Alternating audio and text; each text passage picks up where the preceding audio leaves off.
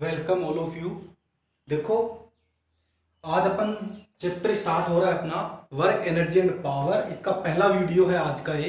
ठीक है, तो आज अपन इसके बारे में पढ़ेंगे। ठीक है, तो आपकी बोर्ड एग्जाम के अंदर बच्चों ये 5 नंबर का आता है। बोर्ड एग्जाम में ही आता है आप लोगों के 5 नंबर का। ठीक है, 1+2+2 से ऐसे अलग अलग पार्टीशन होता है इसका। 1 नंबर का क्वेश्चन आता है, जो पार्ट 1 होता है, जो 1 से लेके 11 तक क्वेश्चन होते हैं आपके एक एक नंबर के, उनमें एक क्वेश्चन आता है। फिर दो दो दो नंबर के क्वेश्चन आते हैं, यानी 4 नंबर का ये हो गया और 1 नंबर ये। यहाँ से लगभग आप लोगों के लगभग न्यूमेरिकली आते हैं, 99% न्यूमेरिकल्स आते हैं। ठीक है, तो आज अपन अपना टॉपिक स्टार्ट होगा। आज अपन पढ़ेंगे वर्क के बारे में। आज का अपना वीडियो है वर्क पर डिपेंड्स है कि वर्क क्या होता है, वो सब आज अपन पढ़ने वाले हैं। ठीक है, फिर नेक्स्ट लेक्चर में अपन वर्क से रिलेटेड जो आज जैसे इसके फॉर्मूले वगैरह ये अपन देखेंगे, जनरल बात करेंगे आज वर्क की। फिर नेक्स्ट वीडियो में अपन क्या करेंगे, इसके छोटे न्यूमेरिकल्स करेंगे। ठीक है, तो देखो वर्क वर्क क्या होता है। वर्क मतलब कार्य। ठीक है, जैसे आप कोई भी काम करते हो। ठीक है, जैसे मान लो आपने कोई होमवर्क किया। ठीक है, तो ये भी काम ही है। ठीक है, लेकिन बच्चों फिजिक्स के अंदर अपन हर कार्य को कुछ करते हैं उसको वर्क नहीं बोल सकते, क्योंकि फिजिक्स में एक अलग तरीके से डिफाइन है, एक फॉर्मूले से डिफाइन है, एक वैल्यू से डिफाइन है। ठीक है, एक स्पेसिफिक फॉर्मूले से डिफाइन है। ठीक है, तो इसकी देखो डेफिनेशन क्या है। इसकी डेफिनेशन होती है वर्क, एग्जैक्ट डेफिनेशन बता रहा हूं। Work is defined work is defined as the product of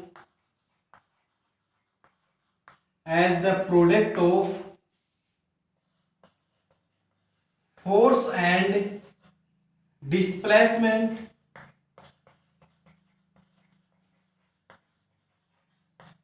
in the direction of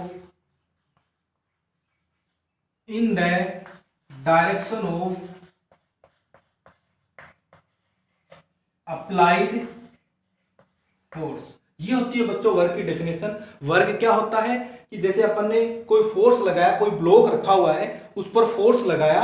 ठीक है, तो वो उसको फोर्स लगा के अपन ने उसको कितना डिस्प्लेस किया, उसकी डायरेक्शन में फोर्स लगाया, अपने डिस्प्लेसमेंट की डायरेक्शन के अंदर फोर्स लगाया, तो उन दोनों का जो मल्टीप्लाई होगा वो अपन उससे अपन वर्क कैलकुलेट करते हैं। ठीक है, तो ये है इसकी डेफिनेशन। तो बच्चों यहां से अपन वर्क क्या लिख सकते हैं, work is equal to force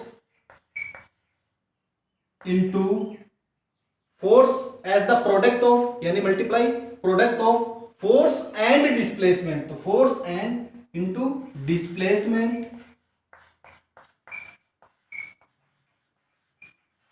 force into displacement in the direction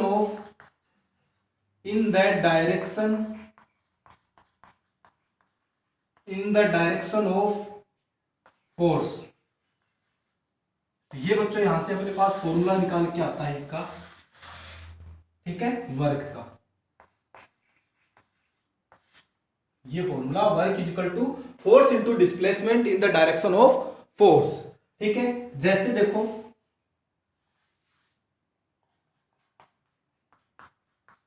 मान लो ये ब्लॉक रखा हुआ है यहां पर, जिसका कुछ मास है, मान लो इसका मास है m। ठीक है, मैं एक फोर्स अप्लाई करता हूं इस पर, ऐसे मैंने इस पर एक फोर्स अप्लाई किया। फोर्स अप्लाई करके मैं इसको यहां तक खींच के लेके आ गया, इस ब्लॉक को यहां तक खींच के लेके आ गया। यहां से मान लो ये एस डिस्प्लेसमेंट हुआ है इसके अंदर। ठीक है, और ये हॉरिजॉन्टल के साथ में ये जो फोर्स लग रहा है ये एंगल बना रहा है थीटा। ठीक है, तो बच्चों यहां से अपन वर्क का जो फॉर्मूला निकल के आता है, वर्क का वो होता है एफ एस कोस थीटा। ठीक है, ये होता है वर्क का formula, work is equal to F S cos theta. क्योंकि ये जो फोर्स है बच्चों, अगर इसका डिस्प्लेसमेंट इस डायरेक्शन में, इस फोर्स का जो कंपोनेंट होगा ये वाला, ये कंपोनेंट कौन सा होगा, एफ कोस थीटा। तो अपन को तो कौन सा फोर्स चाहिए, जो इस डायरेक्शन में है, डिस्प्लेसमेंट की डायरेक्शन में है, तो डिस्प्लेसमेंट की डायरेक्शन में कौन सा कंपोनेंट लगेगा, कोस थीटा कंपोनेंट। तो इसलिए क्या आ गया, एफ कोस थीटा, और एस से क्या कर दिया, मल्टीप्लाई कर दिया, क्योंकि फोर्स वर्क था क्या, फोर्स इंटू डिस्प्लेसमेंट, तो यहां से अपन ने क्या लिख दिया, W equal to F S cos theta. ठीक है, अब ये बच्चों स्केलर प्रोडक्ट है, आप लोग आगे की क्लास में पढ़ोगे तो इसको मैं ऐसे लिख सकता हूं, एफ डॉट प्रोडक्ट है, ये स्केलर प्रोडक्ट है एफ डॉट एस, इसको ऐसे भी लिख सकते हैं। ऊपर मैंने ये एरो साइन लगाया है, लास्ट क्लास में आप लोगों ने वेक्टर और स्केलर क्वांटिटी पढ़ी थी, तो वेक्टर क्वांटिटी को अपन ऐसे रिप्रेजेंट करते हैं ऐसे, ठीक है ना, ऊपर क्या लगा के इसके एरो साइन लगा के ये, ठीक है, तो अपन ऐसे भी इसको रिप्रेजेंट कर सकते हैं। तो अभी अपन ने देखा वर्क क्या था बच्चों, वर्क होता है, work is defined as the product of force and displacement in the direction of applied force, यानी वर्क क्या होगा, फोर्स का और डिस्प्लेसमेंट का क्या है, मल्टीप्लाई है। ठीक है, तो वर्क क्या हो गया, force into displacement in the direction of force. ठीक है, यहां से मान लो मैंने माना कि एक ब्लॉक है जिस पर मैं किसी एंगल पर, हॉरिजॉन्टल से किसी एंगल पर मैं कुछ फोर्स लगा रहा हूं और उसको खींच रहा हूं, जैसे मान लो यहां पर कुछ ब्लॉक रखा हुआ है, कोई बॉक्स रखा हुआ है, उसको ऐसे रस्सी बांध के मैं ऐसे खींच रहा हूं। ठीक है, तो ऐसे किसी एंगल से इसको खींचा, तो यहाँ खींचने पर मैं इसको यहां तक डिस्प्लेस कर दिया, एस डिस्प्लेसमेंट हुआ, मतलब आगे एस मीटर तक खिसका के लेके आ गया मैं इसको। ठीक है, तो यहां से यहां तक खिसकाने में मैंने इस पर कितना वर्क किया वो निकालने के लिए मैंने क्या किया, फोर्स इनटू अपन को डिस्प्लेसमेंट करना है। अब फोर्स कौन सा चाहिए कि जो डिस्प्लेसमेंट की डायरेक्शन वाला फोर्स ले रही है, यानी इसका ये वाला कंपोनेंट होता है बच्चों, वो कोस थीटा होता है, और साइन थीटा कंपोनेंट ये इधर होगा जिसके द्वारा कोई भी वर्क नहीं किया जाएगा, वो अपन आगे देखेंगे, इसके केस पढ़ेंगे। 90 डिग्री पे लग रहा है ये, इसलिए कोई भी वर्क नहीं होगा, तो इसलिए क्या हुआ, इधर इसका कोस थीटा कंपोनेंट ले लिया, F cos theta into S, यानी ये क्या आ गया, एफ एस कोस थीटा। आप लोगों को ये फॉर्मूला ध्यान रखना है, ठीक है। न्यूमेरिकल्स के लिए वर्क क्या होगा, work is equal to F S cos theta, force into displacement, और ये कोस थीटा, यानी दोनों के बीच का जो एंगल है वो है। ठीक है, फोर्स और डिस्प्लेसमेंट के बीच में जो एंगल है वो दिया हुआ है थीटा।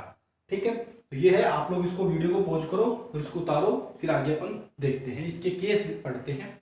ठीक है, फटाफट वीडियो को पॉज करो, उतारो,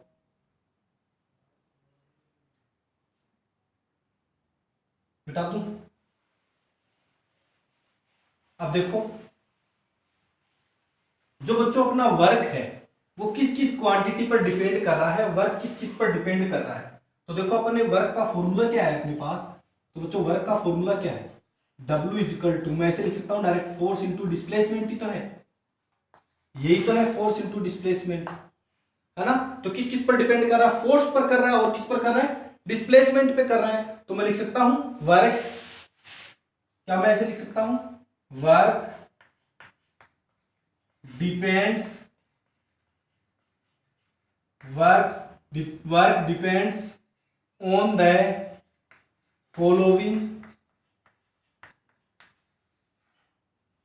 थिंग्स। किस किस पर कर रहा है, पहला तो applied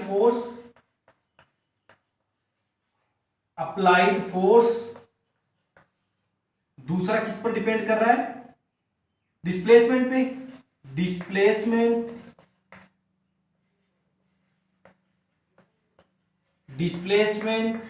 in the direction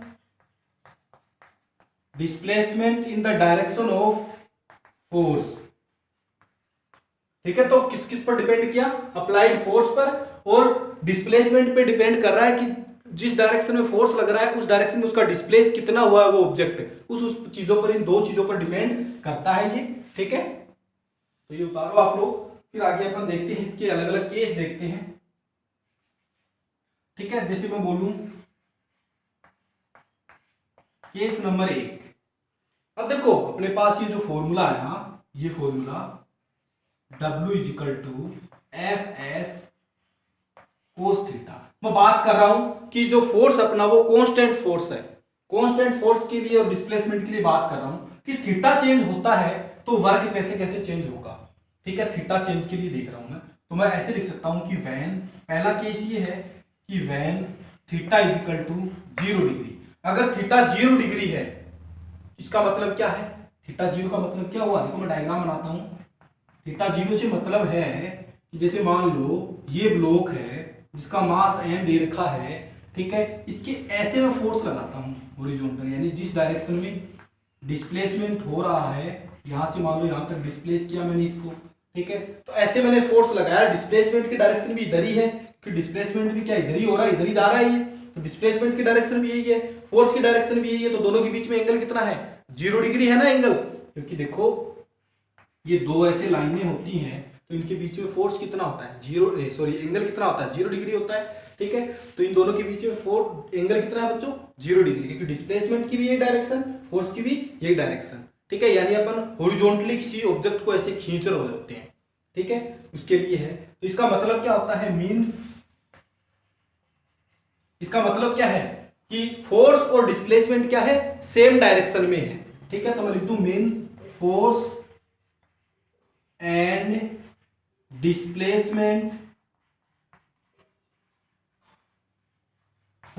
displacement, are in same direction,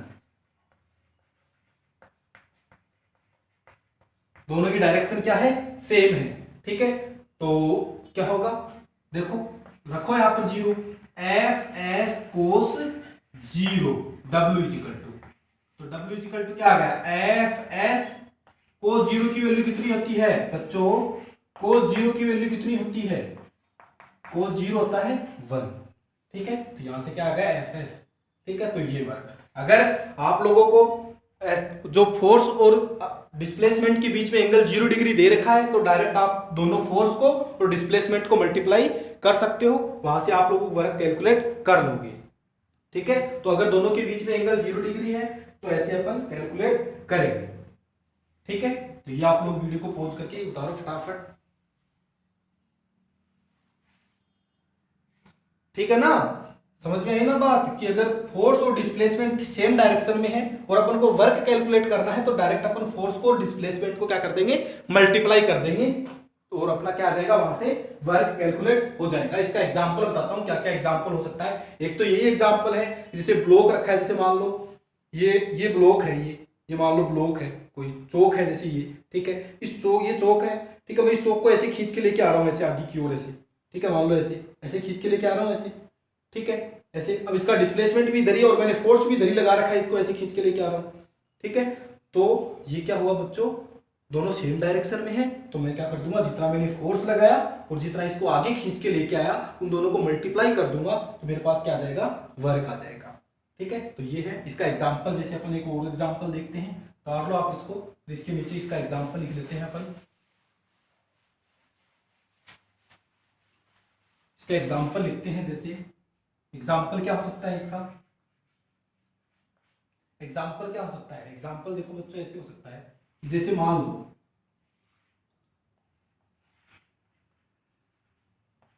ये अर्थ सरफेस है। ठीक है, यहां से h हाइट पर कोई ऑब्जेक्ट रखा हुआ है, यहां पर कोई ऑब्जेक्ट रखा हुआ है, मान लो कोई ब्लॉक ही है। ठीक है, वो नीचे की ओर गिर रहा है, नीचे की ओर उसको गिराते हैं अपन ऊपर से ऐसे, जैसे मैं इस चौक को ऐसे गिराता हूं।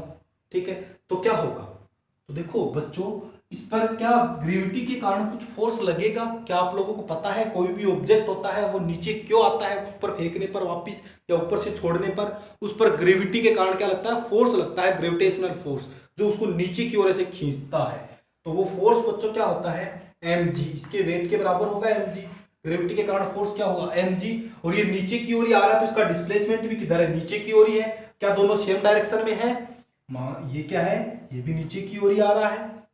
ठीक है, ब्लॉक, और इस पर फोर्स नीचे की ओर ही लग रहा है, इसका डिस्प्लेसमेंट भी नीचे की ओर ही है, तो दोनों के बीच में एंगल कितना है, 0 डिग्री, एंगल 0 डिग्री है। तो अपन देखो कैसे कैलकुलेट करेंगे, जैसे मैं अपने पास क्या फॉर्मूला है, W is equal to F S cos theta, तो क्या हुआ, फोर्स कितना है बोलो, mg, डिस्प्लेसमेंट कितना है, यहां से यहां तक आएगा तो h डिस्प्लेसमेंट होगा ना, h चल के आएगा इंटू एच, थीटा कितना है 0 डिग्री, तो ये क्या आ गया mgh, W इक्वल टू क्या आ गया mgh।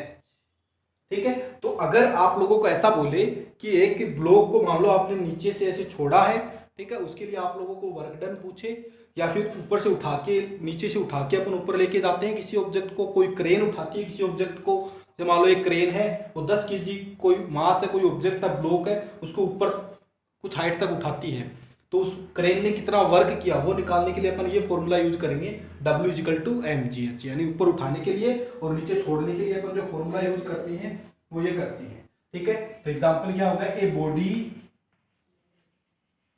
Body of mass m falls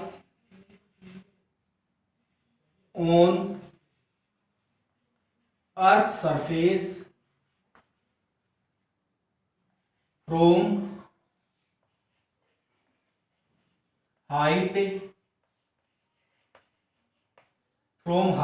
h, then force due to gravity क्या होगा, F = mg, और डिस्प्लेसमेंट कितना है, डिस्प्लेसमेंट कितना होगा h डिस्प्लेसमेंट हो रहा है, और बच्चों थीटा कितना होगा 0 डिग्री, क्योंकि डिस्प्लेसमेंट भी इधर ही हो रहा है और फोर्स भी इधर ही लग रहा है, दोनों के बीच में एंगल क्या हो गया 0 डिग्री। ठीक है, तो ये फॉर्मूला अपन अप्लाई करेंगे। इसका एक एग्जांपल ये भी है, जैसे आप लोगों से कोई पूछे कि जो ये फोर्स 0 डिग्री, आप बोलोगे कि जो फोर्स है वो 0 डिग्री पे लग रहा है जैसे, ठीक है, उसका एग्जांपल आप लोगों से पूछा जाए कि जो 0 डिग्री के लिए, ठीक है, तो आप एग्जांपल इसका आसानी से बता सकते हो कि कोई ऑब्जेक्ट को जैसे ऐसे नीचे गिराते हैं तो ग्रेविटी के द्वारा जो ग्रेविटी फोर्स के द्वारा जो वर्क किया जाता है वो पॉजिटिव वर्क होता है, पॉजिटिव वर्क है एक तरीके से, ठीक है, जिसमें एंगल 0 डिग्री है। तो ऐसे कैलकुलेट करते हैं, आप लोग जल्दी से वीडियो को पॉज करो, फटाफट उतारो। फिर अपन केस सेकंड देखते हैं, केस सेकंड क्या होगा इसका, केस 2, जैसे केस 2 देखते हैं, एंगल 0 डिग्री हो सकता है, कितना डिग्री भी कोण हो सकता है इसका, अपन केस देख रहे हैं अभी इसके। ठीक है, तो केस सेकंड, अभी सेकंड केस क्या है कि व्हेन थीटा = 90 डिग्री, यानी डिस्प्लेसमेंट में और फोर्स के अंदर 90 डिग्री का एंगल हो। ठीक है, मींस इसका मतलब क्या है, means applied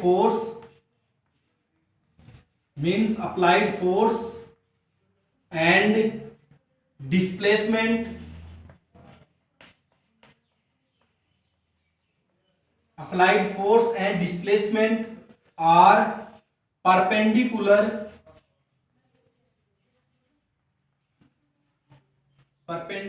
to each other, यानी दोनों एक दूसरे के क्या हो, परपेंडिकुलर हो। जैसे कैसे परपेंडिकुलर कैसे हो सकता है, कैसे समझते हो परपेंडिकुलर से मतलब, ऐसे देखो, जैसे ये यहां पर एक ब्लॉक रखा हुआ है, ठीक है, m मास दे रखा है जिसका, इसको मैं ऐसे फोर्स लगाता हूं ऊपर की ओर, यानी एक ब्लॉक है उसको मैंने ऐसे ऊपर से उठा रखा है, ठीक है, ऐसे फोर्स लगाया और उसको उठा के मैंने यहां रख दिया, ये डिस्प्लेसमेंट हुआ। ठीक है, अब बताओ दोनों के बीच में जो एंगल है बच्चों, यहां से यहां तक लेके गया तो दोनों के बीच में एंगल कितना है, 90 डिग्री है ना एंगल, इधर डिस्प्लेसमेंट है, ऐसे फोर्स लगा हुआ है, ऐसे डिस्प्लेसमेंट है, एंगल बोलो कितना है 90 डिग्री एंगल है।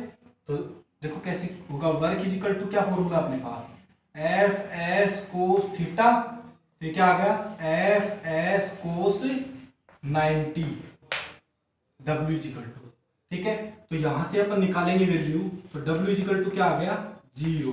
क्यों आया 0, क्योंकि बच्चों अपने पास जो cos 90 होता है उसकी वैल्यू क्या होती है 0। क्या आप लोगों को पता है, मैथ के अंदर काम में लेते हैं अपन cos 90 की वैल्यू 0, तो वर्क डन क्या हुआ 0। तो यहां से आप लोग क्या समझते हो कि जो फोर्स लग रहा है वो अगर डिस्प्लेसमेंट के परपेंडिकुलर हो, दोनों एक दूसरे के परपेंडिकुलर हो, यानी दोनों के बीच में एंगल 90 डिग्री हो, तो अपने जो फोर्स होता है बच्चों वो 0 होता है, यानी वर्क होता है वो 0 होता है, कोई भी वर्क डन नहीं किया जाता है। ठीक है, अगर ये 90 डिग्री पे लग रहा हो फोर्स तो कोई भी वर्क डन नहीं किया जाएगा।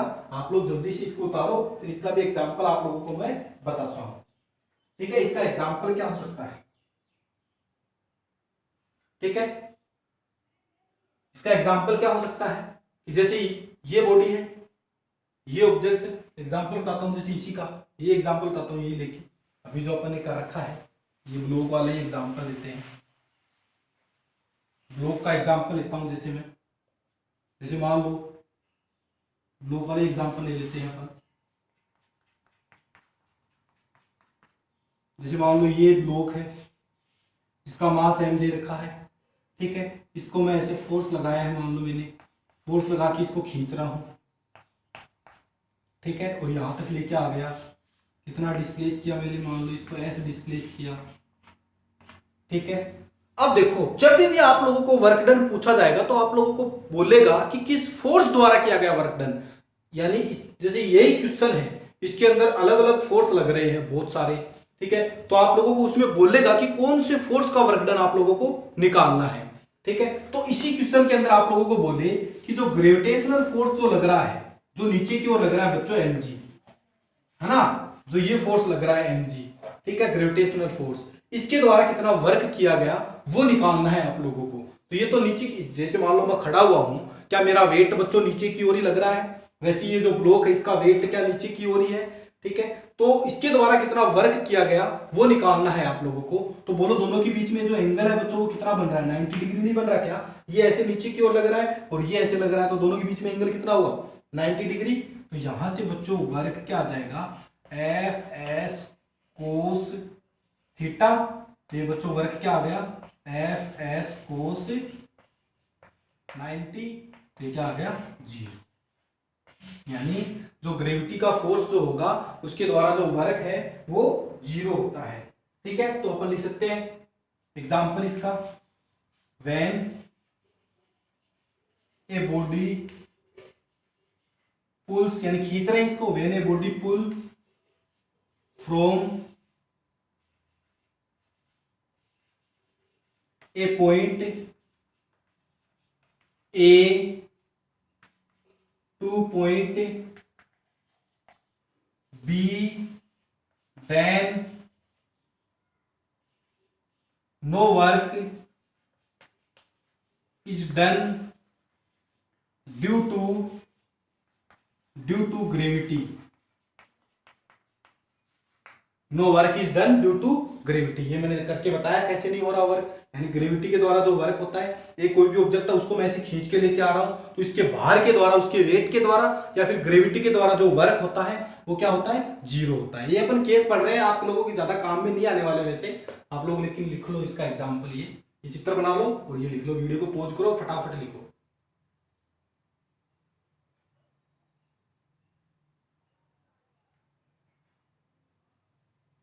लिखो जल्दी लिखो।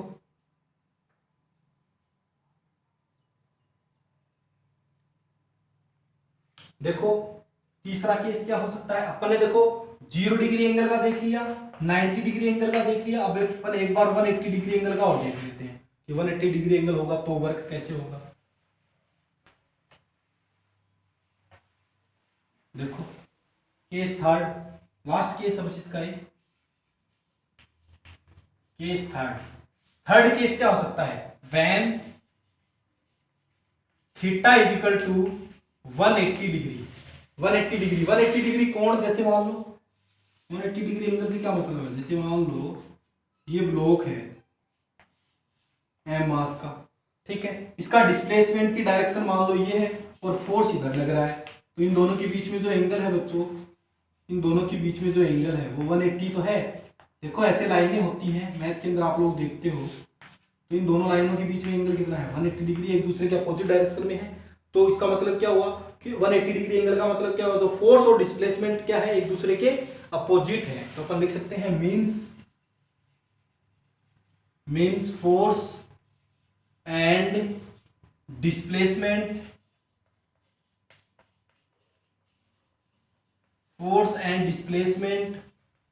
आर इन अपोजिट डायरेक्शन, दोनों क्या हो, अपोजिट डायरेक्शन में हो, ठीक है। तो वर्क क्या होगा, W is equal to F S cos theta, theta कितना दे रखा है बच्चों, थीटा कितना है 180 है ना, तो ये क्या आ गया W is equal to F S cos 180। अब कोस 180 की वैल्यू क्या आप लोगों को पता है, कोस 180 बच्चों होता है, कोस 180 होता है -1, कोस 180 डिग्री की वैल्यू -1 होती है, तो ये क्या आ गया एफ एस, ये क्या आ गया -1, इसको जो मल्टीप्लाई करूंगा तो ये क्या आएगा -f इंटू एस, माइनस, यानी क्या पता लगा कि माइनस में वैल्यू आ रही है, नेगेटिव वैल्यू आ रही है, नेगेटिव वर्क, यानी दोनों जब अपोजिट डायरेक्शन में हो फोर्स और डिस्प्लेसमेंट, तो जो वर्क होता है बच्चों वो नेगेटिव वर्क होता है। इसका एग्जांपल क्या हो सकता है, इसका एग्जांपल बताऊं आप लोगों को, दो एग्जांपल जैसे अपन लिख सकते हैं। पहला एग्जांपल तो ये है कि जैसे गाड़ी है, गाड़ी जब चलती है, ठीक है, तो उसके जो ब्रेक लगाते हैं अपन, तो जो ब्रेक फोर्स ही लगाते हैं एक तरीके से, ब्रेक लगाते तो ब्रेक फोर्स द्वारा जो वर्क किया जाता है वो नेगेटिव वर्क होता है। कैसे, जैसे मान लो ये गाड़ी है, ये इधर चल रही है, ठीक है, इस डायरेक्शन में जा रही है, इसका डिस्प्लेसमेंट ये है। अब इसको अपन रोकना चाहे, अब गाड़ी के ब्रेक कब लगाते हैं, तो स्पीड कम करनी हो अपन को, उसकी स्पीड रिड्यूस करनी हो, या फिर क्या करना हो, उसको रोकना हो, स्टॉप करना हो उसको, ठीक है, तो क्या करेंगे, अब इस डायरेक्शन में जैसे मान लो कोई ऑब्जेक्ट है, जैसे ये हाथ है, ये इस डायरेक्शन में जा रहा है, इसको रोकना तो क्या करेंगे, इसके इधर की ओर फोर्स लगाना पड़ेगा अपन को, इधर की ओर ऐसे फोर्स लगाऊंगा तो रुकेगा। जैसे गाड़ी आती है तो उसको रोकते हैं तो उधर की ओर ऐसे फोर्स लगाते हैं अपोजिट डायरेक्शन में, ठीक है, तो जो ब्रेक फोर्स होता है बच्चों को अपोजिट डायरेक्शन में लगता है, तभी वो गाड़ी रुकती है, यानी उसकी जो डायरेक्शन होती है वो अपोजिट होती है डिस्प्लेसमेंट की, ठीक है। तो इसलिए जो ब्रेक फोर्स द्वारा होता है, गाड़ी के जो ब्रेक फोर्स होते हैं उसके द्वारा जो वर्क किया जाता है वो नेगेटिव वर्क होता है, ठीक है। दूसरा एग्जांपल क्या हो सकता है, जैसे आप लोगों ने फ्रिक्शन का नाम सुना होगा, ठीक है, जैसे मान लो फ्रिक्शन का एग्जांपल एक और ये हो सकता है, जैसे मान लो ये ब्लॉक है, इसको मैं खींच के इधर लेके जा रहा हूँ फोर्स लगा के, अब इसका डिस्प्लेसमेंट मान लो इसमें एस है, तो मैंने आप लोगों को बोला कि जो वर्क निकालना अपन को बोलेगा क्वेश्चन के अंदर, तो अपन को बोलेगा कि कौन से फोर्स के द्वारा वर्क निकालना हो, तो इस फोर्स के द्वारा वर्क निकालना है तो अपन आसानी से निकाल लेंगे, क्योंकि ये फोर्स भी इधर ही है और वर्क भी इधर ही है, ठीक है, तो दोनों के बीच में एंगल 0 डिग्री है, तो दोनों को मल्टीप्लाई करके निकाल लेंगे। लेकिन आप लोगों को इसी क्वेश्चन के अंदर बोले कि इसमें फ्रिक्शन फोर्स द्वारा कितना वर्क किया गया, और फ्रिक्शन क्या, जिस डायरेक्शन में चलता है उसके अपोजिट डायरेक्शन में लगता है फ्रिक्शन, यानी इसके फ्रिक्शन क्या लगेगा, इधर की ओर लगेगा, ऐसे नीचे की ओर, जैसे मान लो ये ऐसे स्लाइड हो रहा है, ये ऐसे जा रहा है ये, ठीक है, तो इसके फ्रिक्शन क्या इधर की ओर लग रहा है, फ्रिक्शन तो क्या करता है, अपोज करता है मोशन को, ठीक है, तो इसकी इधर की ओर लग रहा है, तो इसमें जो फ्रिक्शन फोर्स द्वारा जो वर्क होता है बच्चों वो भी क्या होता है, नेगेटिव वर्क होता है, ठीक है। तो ये इसके मैंने दो एग्जांपल बताए, आप लोग पहले फटाफट वीडियो को पॉज करके इसको उतारो, फिर इसका एग्जांपल मैं आप लोगों को लिखा देता हूं।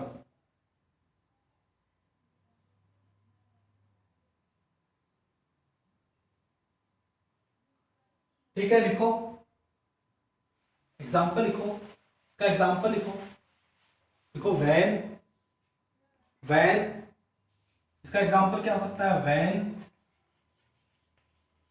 ए ड्राइवर अप्लाई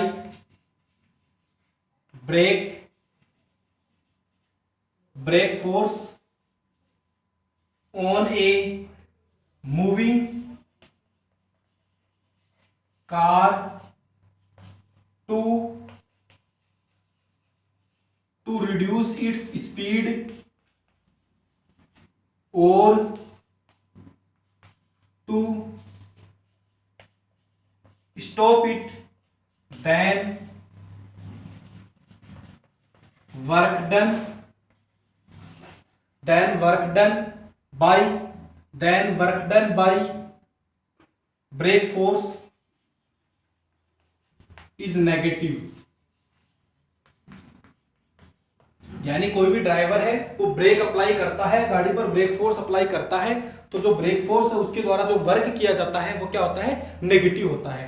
ये अपने क्या हुआ बच्चों, केस खत्म हुए, यहां से आप लोगों को पता लगा, ये इतना इतना उतार लो आप लोग, ठीक है। अब मैं बताता हूं, देखो यहां से आप लोगों को पता लगा कि जो वर्क है बच्चों वो तीन प्रकार से आ रहा है अपने पास, यानी पहला जो अपने फॉर्मूला निकाला वो एफ एस का आया, दूसरा 90 डिग्री एंगल किया तब 0 आया, फिर 180 किया तब माइनस एफ एस आया, ठीक है। तो ये मतलब ये प्लस का है, कुछ भी साइन नहीं है, प्लस मान सकता हूं, तो जो बच्चों वर्क था वो पॉजिटिव हो गया, ठीक है, वर्क 0 भी हुआ और वर्क नेगेटिव भी हुआ, ठीक है। तो यहां से बच्चों को पता लगा कि जो वर्क है बच्चों वो पॉजिटिव, 0 और नेगेटिव कुछ भी हो सकता है, ठीक है, क्योंकि एक ये स्केलर क्वांटिटी है, ठीक है, तो इसलिए पॉजिटिव, नेगेटिव और 0 कुछ भी हो सकता है।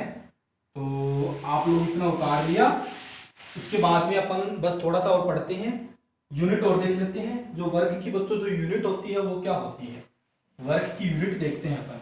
इतनी देर से अपन work work work work work work work कर रहे हैं, तो उसकी यूनिट क्या है, ठीक है। तो अपन आप लोग हेडिंग डालो, unit of work, unit of work. ठीक है, तो यहां से पहले देखो आप लोग ध्यान से देखना, जो वर्क बच्चों, वर्क क्या था, F force into displacement.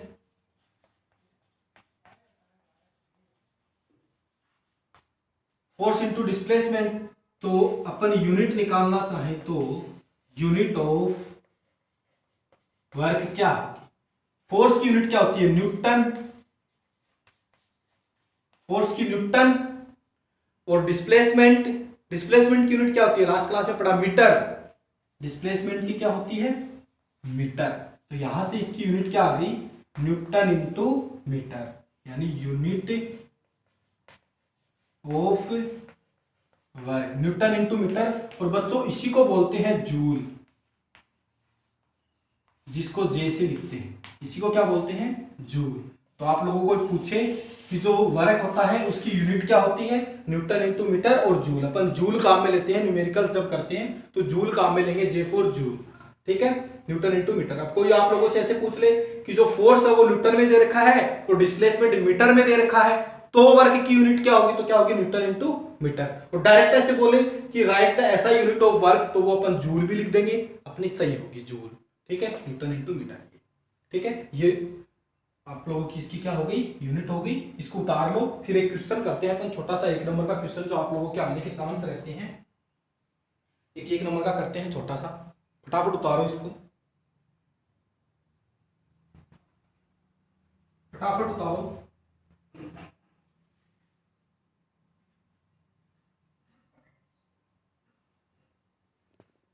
Question है,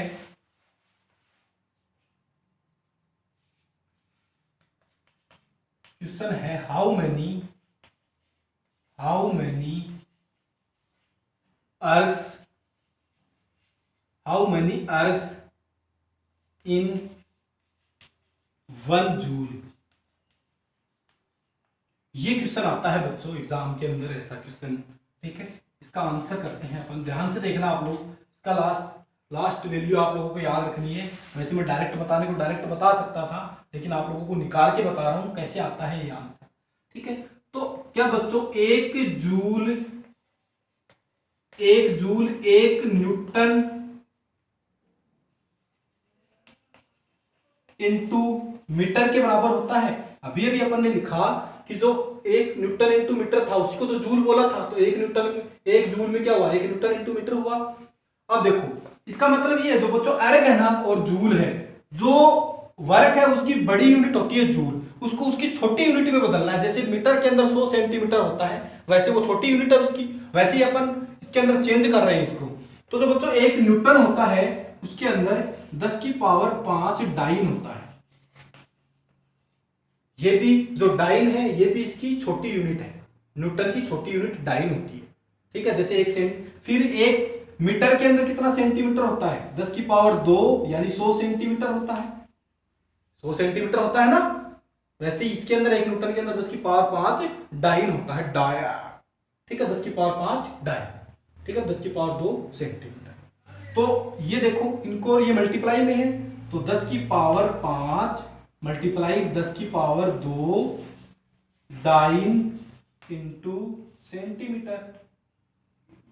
तो ये क्या हुआ, इनका बेस इक्वल है तो क्या पावर जुड़ जाएंगी, तो पावर जुड़ की कितनी होगी, 10 की पावर 7 डाइन इंटू सेंटीमीटर। तो ये जो डाइन इंटू सेंटीमीटर है ना, इसी को बोलते हैं अर्ग। तो कितना हुआ, 10 की पावर 7 अर्ग 1 जूल के अंदर।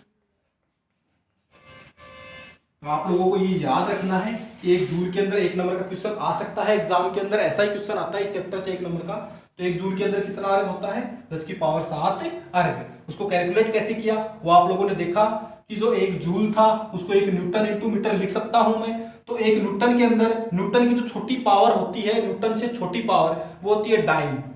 ठीक है, तो 1 न्यूटन के अंदर 10 की पावर 5 डाइन होता है। अब मीटर की छोटी यूनिट क्या होती है, सेंटीमीटर होती है। तो 1 मीटर के अंदर कितना सेंटीमीटर होता है, 10 की पावर 2 यानी 100 सेंटीमीटर होता है। तो वो मैंने लिख दिया, फिर इन दोनों को जोड़ दिया, ये मल्टीप्लाई में है ना, तो पावर जुड़ गई इनकी, तो ये आ गया 10 की पावर 7 डाइन इंटू सेंटीमीटर। ये जो डायन इंटू सेंटीमीटर है ना, इसको अर्ग बोलते हैं। जैसे न्यूटन इंटू मीटर को जूल बोलते हैं, वैसे ही डायन इंटू सेंटीमीटर को अर्ग बोला जाता है। तो एक जूल के अंदर कितना अर्ग होता है? 10 की पावर 7। ये आप लोगों को याद रखना है, एक जूल के अंदर 10 टू पावर 7 अर्ग। ये इतना भी याद नहीं रहे तो ये इतना तो कंफर्म याद रखना है, एक joule is equal to 10 to power 7 ergs. ठीक है, तो ये था अपना वर्क।